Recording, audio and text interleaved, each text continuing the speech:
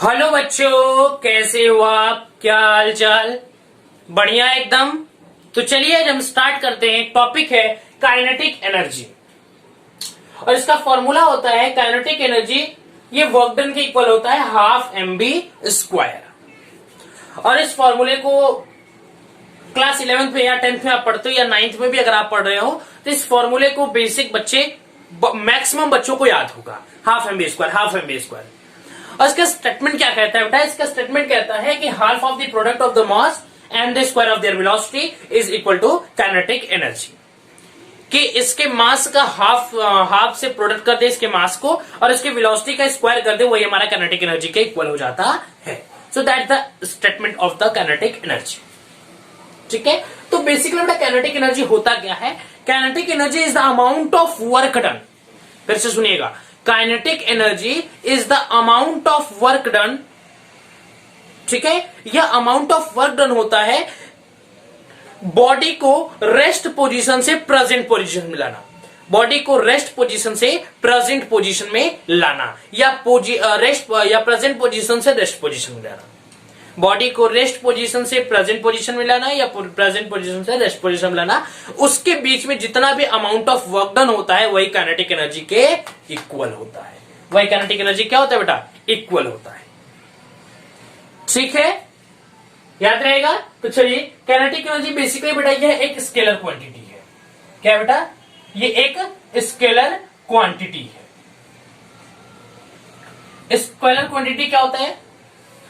Scalar quantity ये होता है जिसका सिर्फ मैग्नीट्यूड हो, उसके पास कोई डायरेक्शन ना हो। और वेक्टर क्या होता है? इससे प्रीवियस वीडियो में वेक्टर डिस्कस किए हम। वेक्टर होता है कि वेक्टर का मतलब होता है कि जिसके पास मैग्नीट्यूड के साथ साथ डायरेक्शंस भी हो, मैग्नीट्यूड के साथ साथ डायरेक्शन हो, उसे हम लोग वेक्टर क्वांटिटी बोलते हैं। और स्केलर क्वांटिटी जिसके पास सिर्फ और सिर्फ क्या हो? मैग्नीट्यूड हो, मतलब वो डायरेक्शन पे डिपेंड नहीं करता।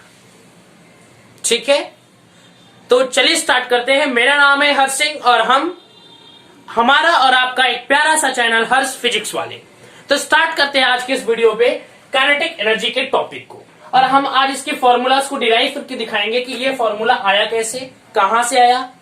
इसका एक अल्टरनेट मेथड भी बताएंगे और इसका एक जनरल मेथड भी बताएंगे। दोनों तरीके से हम हाफ एम बी स्क्वायर को प्रूव करके दिखाएंगे आपको। ठीक है, तो चलिए स्टार्ट करते हैं।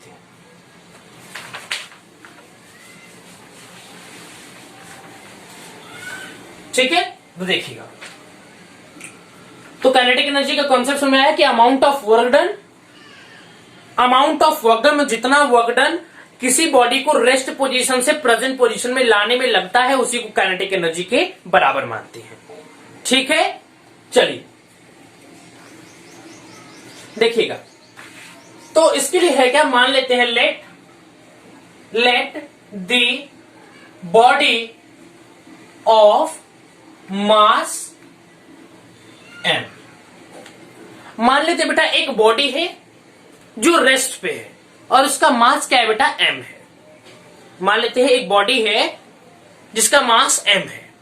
ठीक है, when we apply the constant force to the body on the body, जब हम बॉडी के ऊपर कांस्टेंट फोर्स अप्लाई कर रहे हैं, then body gets under an acceleration. इसका मतलब है कि बॉडी जो है वह एक एक्सेलरेशन को गेन कर ले रहा है, वह एक पर्टिकुलर एक्सेलरेशन से मूव करना स्टार्ट करता है। Then body gets move under an acceleration.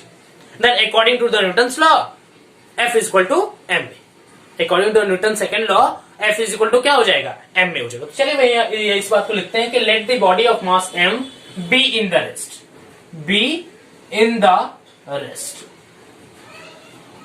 ठीक है, when we apply the constant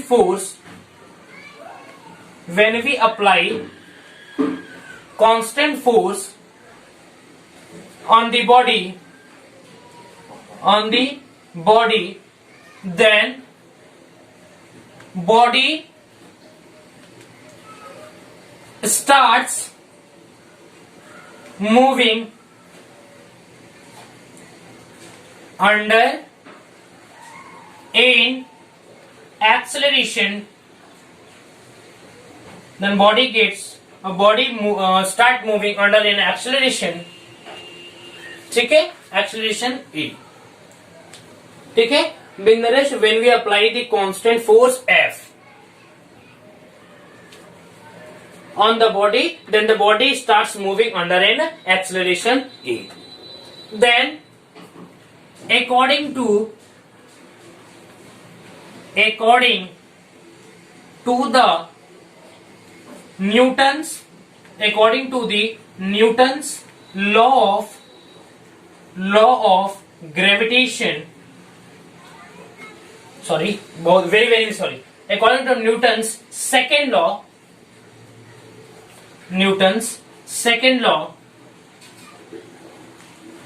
according to Newton's second law, F equal to ma, force equal to क्या हो जाएगा, मास इंटू एक्सेलरेशन. ठीक है, जब बॉडी जो एक मास ऑफ बॉडी थी बी इन द रेस्ट पे थी और उसके ऊपर मैंने जब कांस्टेंट फोर्स अप्लाई किया तो बॉडी एक पर्टिकुलर एक्सेलरेशन से मूव करना स्टार्ट कर दी. तो according to the Newton second law F is equal to m a, सब लोग जानते हैं. इसके बॉक्स के अंदर इसको कर लेते हैं. ठीक है बेटा. नाउ suppose the body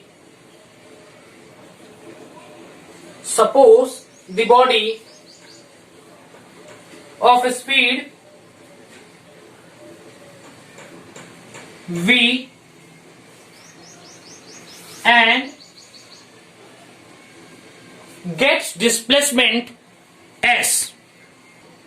ठीक है बेटा. तो suppose the body of speed लिख लीजिए, चाहे एक चीज और लिख लीजिए यहाँ पे. Let the speed of the body acquires the velocity, speed of the body acquires the velocity v.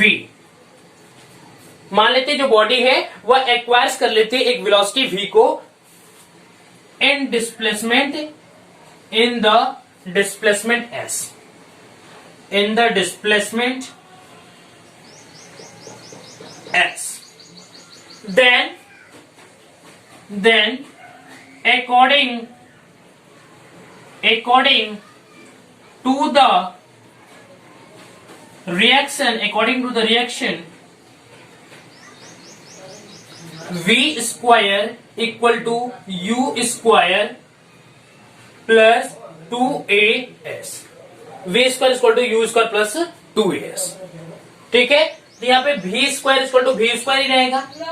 लेकिन यहाँ पे जो बॉडी थी initially, mass of body initially क्या थी, b इन द रेस्ट पे.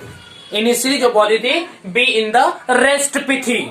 अगर b इन द रेस्ट पे थी तो इसकी इनिशियल वेलोसिटी क्या हो जाएगी, जीरो. इनिशियल वेलोसिटी क्या हो जाएगी, जीरो. तो यहाँ पे जीरो हो जाएगा तो हो जाएगा v square equal to 2as. v square equal to 2as. ठीक है बेटा. अब यहां पे हम लोग जान रहे हैं, so we can write here a equal to F by m. यहां पे हम acceleration equal to force by mass लिख सकते हैं. सो नाउ इसको इक्वेशन नंबर फर्स्ट मान लेते हैं. ठीक है. So now putting the value of A, now putting the value of A in equation, now putting the value of A from the equation first.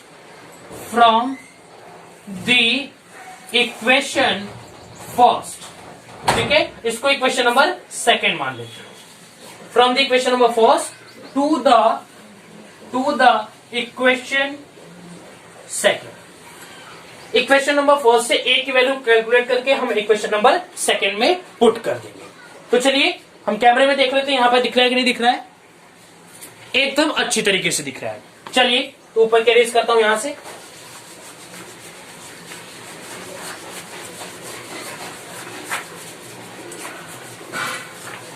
चलिए बेटा अब देखिएगा. तो यहां पे इक्वेशन नंबर सेकंड क्या है, v square equal to 2as a की वैल्यू क्या है, F by m, so we can write v square is equal to 2 F by m s, यही हो जाएगा। अब देखिए ये 2 इधर नीचे आएगा तो क्या हो जाएगा, वी स्क्वायर अपॉन 2 और ये 1 बाई एम हो जाएगा। ठीक है, सॉरी ये क्या हो जाएगा, इंटू एम इक्वल टू क्या हो जाएगा, फोर्स इंटू डिस्प्लेसमेंट। कैसे हुआ समझ में आया, देखिए वी स्क्वायर है, ये 2 मल्टीप्लाई में था तो डिवाइड में चला गया, और यहाँ पे यम जो है वो डिवाइड में था तो यहाँ पे मल्टीप्लाई में आ गया, equal to force into displacement. अब यहाँ पे वी स्क्वायर बाई 2 को क्या लिख सकते हैं, 1/2 लिख सकते हैं, into v square into m equal to force into displacement. इसको अरेंज कर देते हैं, half m v square equal to force into displacement लिख सकते हैं। यहां पे देख लीजिए, तो यहां पे फोर्स इंटू डिस्प्लेसमेंट क्या होता है, वर्क डन होता है क्या, फोर्स इंटू डिस्प्लेसमेंट क्या होता है, वर्क डन। सो मैंने बोला था कि अमाउंट ऑफ वर्क डन, जितना अमाउंट ऑफ वर्क डन होता है किसी बॉडी को रेस्ट पोजीशन से प्रेजेंट पोजीशन में लाने में, उसी को तो हम लोग बोलते हैं काइनेटिक एनर्जी। तो बस इसी वर्क डन को काइनेटिक एनर्जी के फॉर्म में ले लीजिए। So work done equal to kinetic energy equal to half m v square. दिख रहा है कि नहीं दिख रहा है कैमरे में, एकदम बढ़िया से दिख रहा है। सो वी कैन राइट ये kinetic energy equal to half m v square. ये मैंने यहां पे प्रूफ कर दिया, यहां तक किसी को दिक्कत है तो जरूर बताइएगा। अब इसका एक अल्टरनेट मेथड लेकर के मैं इसको समझाने की पूरी कोशिश करता हूं। एक और अल्टरनेट डेरिवेशन हम लोग करेंगे। ये तो जनरल फॉर्म हो गया कि ये मैंने वैल्यू पुट करके निकाल दिया, लेकिन अब हम डेरिवेशन के साथ निकालेंगे कि कैसे ये फॉर्मूला आता है। चलिए स्टार्ट करते हैं हम डेरिवेशन को भी। अब देखिए क्या बेटा, तो यहाँ पे एक अल्टरनेट मेथड है हम लोग का, जैसे कि although the above result has been obtained for a constant force acting on the body also hold if the force is variable in magnitude in the direction of the or in both। तो इसके ऊपर वाली जो situation हम लोग discuss किए थे उसमें यह था कि जो हम फोर्स मान रहे थे वो एक कांस्टेंट फोर्स था। क्या था बेटा, वो एक कांस्टेंट फोर्स था। किसी बॉडी के ऊपर हम कांस्टेंट फोर्स लगा करके उसको एक एक्सेलरेशन देने के बाद हम वहां पे काइनेटिक एनर्जी का फॉर्मूला प्रूफ किए थे, हाफ एम वी स्क्वायर। लेकिन इस अल्टरनेट मेथड में हम लोग फोर्स को variable, constant force acting on the body also hold if the force is variable. यहाँ पे कांस्टेंट फोर्स में भी उतना ही काइनेटिक एनर्जी की वैल्यू आएगी जितना एक वेरिएबल फोर्स में आती है, आइदर द मैग्नीट्यूड और अ डायरेक्शन और इन बोथ। चाहे वो उसका मैग्नीट्यूड डिफरेंट कर रहा हो, चाहे उसका डायरेक्शन वेरी कर रहा हो, दोनों सिचुएशन में वहां पे दोनों में केस में जो काइनेटिक एनर्जी का कॉन्सेप्ट है, जो काइनेटिक एनर्जी का फॉर्मूला है, वो चेंज नहीं होगा। तो चलिए देखते कैसे। तो ये स्टेटमेंट समझिएगा अच्छे तरीके से। अब देखिए, let the mass of body m be in the rest. ठीक है, मान लेते एक मास ऑफ बॉडी एम है और वो कब पे है, रेस्ट पे है, बी इन द रेस्ट। ठीक है, we apply the variable force, we apply the variable force F on the body। Variable force का मतलब बेटा कि फोर्स का मैग्नीट्यूड और डायरेक्शन वैरी कर रहा है, चाहे वो छोटे डिस्प्लेसमेंट के लिए हो चाहे बड़े डिस्प्लेसमेंट, लेकिन वैरी कर रहा है। ठीक है, then according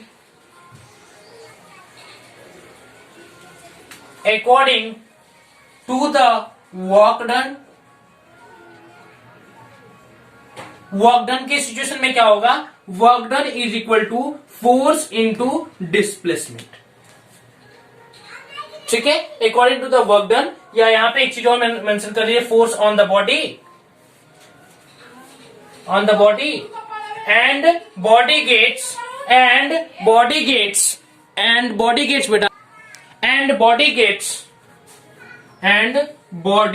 gets small displacement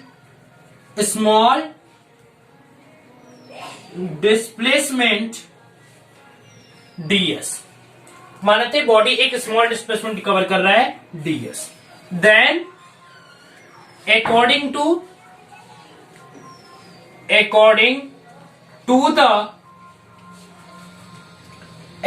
the work done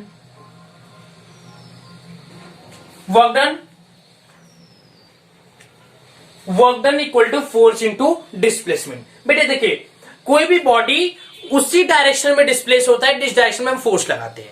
ठीक है, मान लीजिए ये बॉडी है, ये बॉडी मान लीजिए यहां पे किसी सरफेस पे अगर रखी होती तो इस बॉडी को, जैसे कि मान लीजिए ये कॉपी है, ठीक, लेट्स सपोज दैट, और ये बॉडी यहां पे रखी हुई है, ये इस बॉडी को हम ऐसे इस डायरेक्शन में फोर्स लगा रहे हैं, तो ये बॉडी किस डायरेक्शन में जा रही है? इसी डायरेक्शन में जा रही है बेटा। तो कहने का मतलब मेरा ये है कि हम बॉडी को यहां रखे हुए हैं और इस डायरेक्शन में फोर्स लगा रहे हैं। ठीक है, इस बॉडी को रख के मैं इस डायरेक्शन में फोर्स लगा रहा हूं। तो मतलब कहने का है कि आप किसी बॉडी को जिस डायरेक्शन में फोर्स लगाते हो वह बॉडी उसी डायरेक्शन में डिस्प्लेस भी होती है। मतलब direction of the force depend करता है डायरेक्शन ऑफ द डिस्प्लेसमेंट पे। ठीक है, चलिए, तो यहां पे फोर्स इंटू डिस्प्लेसमेंट, अब मान लेते हैं यहां पे जो डिस्प्लेसमेंट हो रहा है एफ डॉट डी एस, और ये जो फोर्स के डायरेक्शन में डिस्प्लेसमेंट हो रहा है, तो मान लेते हैं कॉस थीटा की वैल्यू क्या है बेटा? 0 डिग्री है, और कॉस 0 की वैल्यू क्या होती है? 1, so we can write here F dot d s. ठीक है, then let the body acquires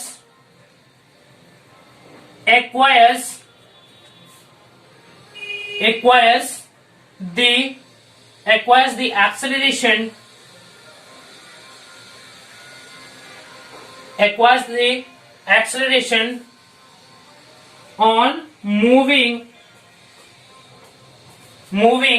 the small displacement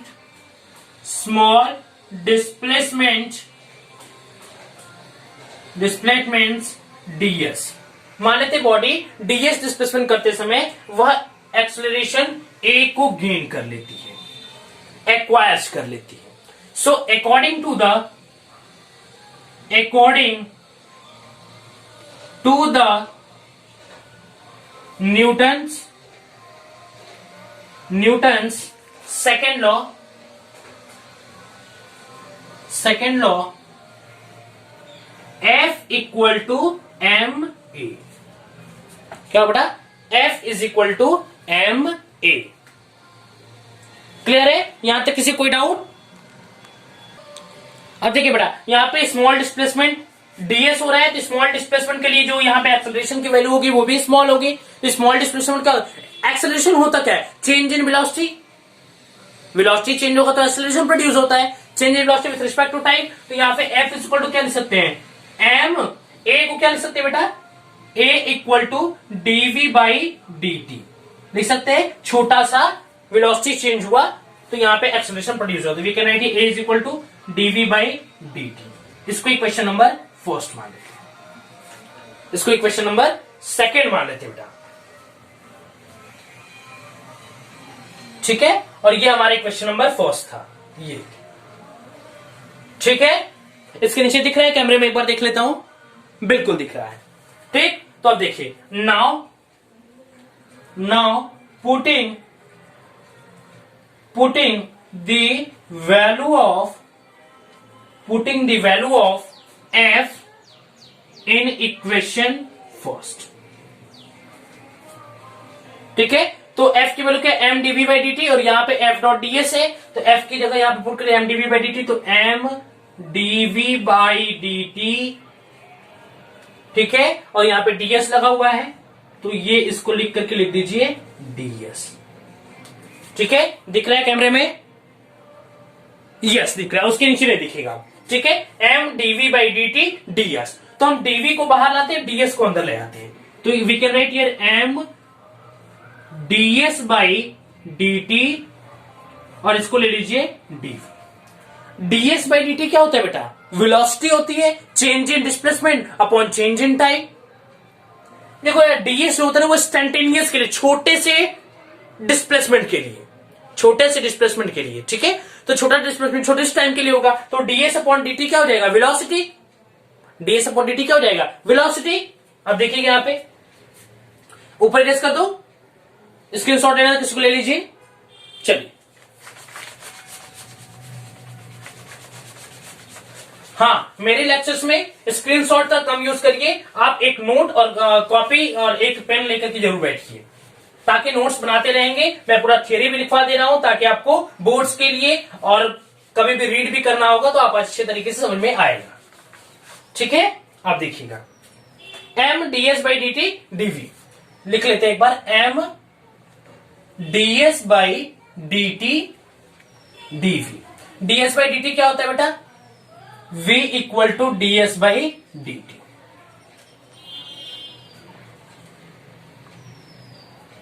ठीक है, so we can write here m ds by D T क्या सकते हैं, v और dv पहले से हुआ है, m v dv। इसको इक्वेशन नंबर 3 मान लेते हैं।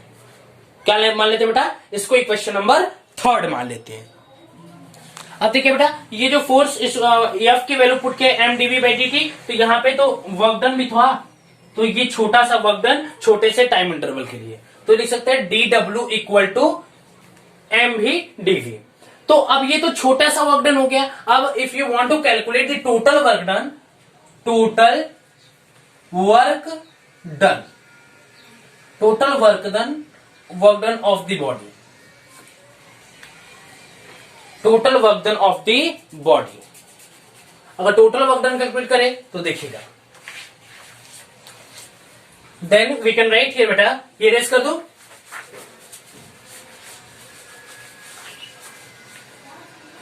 Total work done equal to d डब्ल्यू, इंटीग्रेट कर दीजिए, equal to integration m v d v. इसको हम इंटीग्रेट करेंगे फ्रॉम 0 टू v, ठीक है। इनिशियल से वो फाइनल तक जा रहा है, इनिशियल वेलोसिटी उसकी 0 थी, फाइनल वेलोसिटी क्या थी, v। इनिशियल 0 क्यों है, क्योंकि बॉडी रेस्ट पे थी, और v तक। तो हम जानते हैं कि dv का क्या हो जाएगा, पूरा ये D W total work done w हो जाएगा, इक्वल टू यम जो है यह बाहर आ जाएगा क्योंकि कांस्टेंट है, ठीक। और ये v के रिस्पेक्ट में क्या, v dv का इंटीग्रेशन क्या होता है, v square by 2। So we can write here v square by 2, ठीक है बेटा। क्या लिखेंगे बेटा, v स्क्वायर बाई 2। क्लियर है, ठीक। तो ये v square by 2 from v to 0। So we can write here total work done is equal to half m v square. समझ में आया, v स्क्वायर बाई 2 ऑलरेडी है, ठीक है। हाफ को यहां पे मल्टीप्लाई कर दिया गया, ठीक है, हाफ